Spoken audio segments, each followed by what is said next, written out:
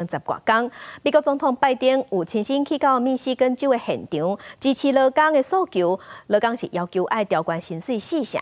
也那另外一个共和党主要的参选人川普加登港嘛有去一个所在，即嘛互这个罢工的现场，即嘛变做美国选战爱行脚到的重点。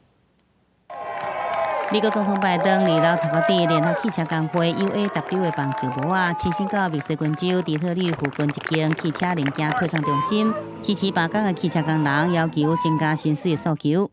Now they're doing incredibly well, and guess what? You should be doing incredibly well too.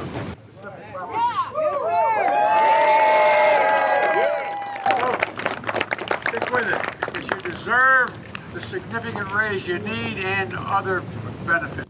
拜登肯定工会伫过去的产业会议共同度过难关，就应该得到更加多、更加好的态度。正做军代头一个并较表示态度的美国总统，这段访问伫选举年意义重大，两党拢要争取工业区工人的选票。密州正是传统汽车产业的核心。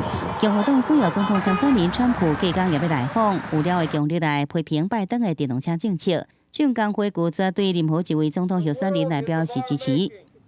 You know, a sitting president, first time in history, come out, stand on a picket line with working class people and show support. So it's a big deal. I don't think he cares about the working class people. I think that he cares about the billionaire class.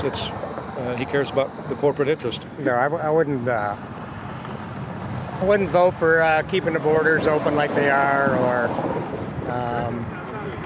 the abortion situation. Those are pretty big. That I wouldn't support a Democrat.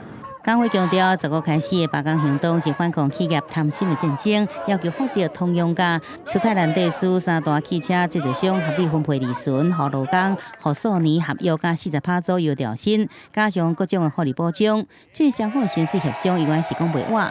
公视新闻是会长编译。